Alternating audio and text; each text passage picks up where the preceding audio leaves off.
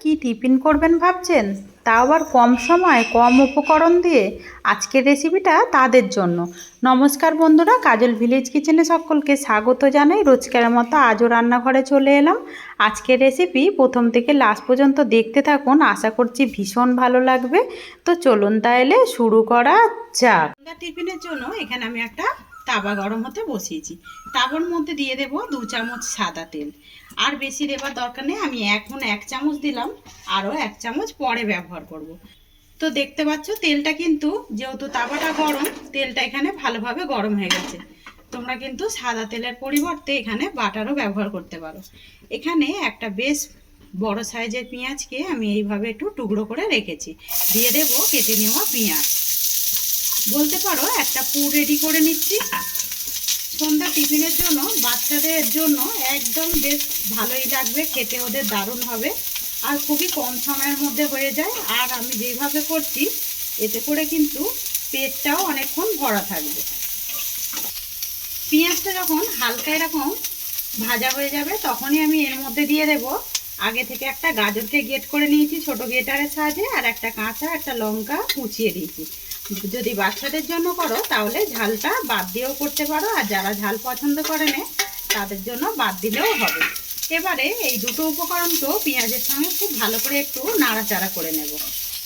এখানে দেখতে পাচ্ছ গাজরটাও বেশ ভালোভাবে কিন্তু পেঁয়াজের সঙ্গে ভাজা হয়ে গেছে। এবারে সমস্ত উপকরণগুলোকে একটু সাইডে ছড়িয়ে দেব। সাইডে ছড়িয়ে দিয়ে এই সাইডে আমি 1 চামচ সাদা তেল দিয়ে দেব। এখানে 2 চামচ তেলে কিন্তু বেশ হয়ে যাবে। তো এখানে দিয়ে দিলাম ছোট চামচে 1 চামচ সাদা তেল। এখানে এবারে দুটো ডিম ভেঙে দিয়ে দেব। তোমরা চাইলে ডিমের পরিবর্তে এখানে পনিরও ব্যবহার করতে পারো, অথচ চিকেনও ব্যবহার করতে পারো। দিয়ে দিলাম দুটো ডিম। এবারে ডিমের মধ্যে দিয়ে দেব সামান্য একটু লবণ, বলতে পারো মাপ মতো ডিমের মধ্যে দিয়ে দিলাম লবণ। তো এখনো কিন্তু আমি পুরের মধ্যে লবণ দিইনি, শুধু আমি এই ডিমের মধ্যে দিয়ে দিলাম।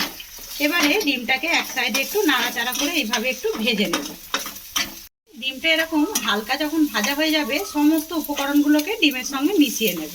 এতে করে কিন্তু ডিমটা একেবারে শক্তও হয়ে যাবে না, একদম একটা থকথকে মতো আমরা পুর রেডি করে নিতে পারবো।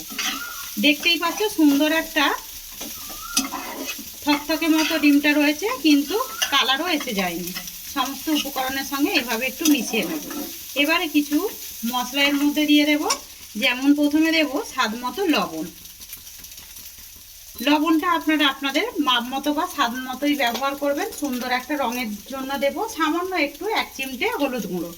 আর দেব টেস্টের জন্য এখানে আমি জিরে গুঁড়ো।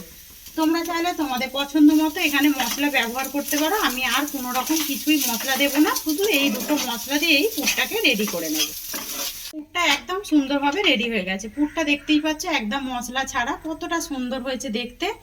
খেতে কিন্তু ভীষণই ভালো হয়। আর এটা কিন্তু তোমরা চাইলে তোমাদের পছন্দ মতো সবজি দিয়েও এই পুরটা রেডি করে নিতে পারো। তো ততক্ষণ এটা ঠান্ডা হোক। এইদিকে দেখতে পাচ্ছ আমি কয়েকটা এইভাবে পাতলা পাতলা করে একটু রুটিটা করে নিয়েছি। এখানে কয়েকটা রুটি করে নিয়েছি এইভাবে। এবারে আমি এখান থেকে একটা রুটি নিয়ে নেব। এবারে যেই পুরটা রেডি করেছিলাম এখানে দিয়ে দেব। তো একটু বেশি করে এই পুরটা দেবো, তাহলে কিন্তু খেতে ভীষণই ভালো লাগবে। আর আগেই বলেছি এর মধ্যে যেহেতু রুটি রয়েছে পেটটা কিন্তু অনেকক্ষণ ভরা থাকবে। এখানে আমি পুরটা দিয়ে দিলাম। দিয়ে এইভাবে আমি ঘুরিয়ে ঘুরিয়ে একটা সুন্দর করে মুড়ে নেব। তো দেখতে পাচ্ছ এখানে কিন্তু একটা হয়ে গেছে, এটাকে আমি সাইডে সরিয়ে রাখবো। সমস্তগুলো একইভাবে মুড়ে নেব। সমস্ত টিফিনগুলোকেই সুন্দর করে আমি গড়ে নিয়েছি। এগুলো কিন্তু এখনও রেডি করার পালা রয়েছে। অপর দিকে দেখতে পাচ্ছ আমি হালকা একটু বাটার দিয়ে আবারও আমি কড়াটাকে ভালো করে ধুয়ে পরিষ্কার করে বসিয়ে দিয়েছি। এবারে সমস্ত এই পুর ভরা টিফিনগুলোকে আমি একে একে করে এইভাবে সুন্দর করে আগে রোলগুলোকে সাজিয়ে নেব। তো কতটা কম সময়ের মধ্যে আমরা সন্ধ্যার একটা অন্যরকম টিফিন কিন্তু রেডি করতে পারি সেটা দেখতেই পেলে। এইভাবে কিন্তু তোমরা বাড়িতে এইভাবে ট্রাই করতে পারো, খেতে কিন্তু ভীষণই মজাদার হয়। এবারে আমি ওপর থেকে দিয়ে দেবো বেশ কিছুটা চিজ। চিজ দিলে পরে দেখবে বাচ্চা থেকে বড় সবাইই কিন্তু এরকম একটা চিজ খেতে কিন্তু বেশিই পছন্দ করে এখন। সমস্তগুলোই ওপর থেকে দিয়ে দেবো চিজ।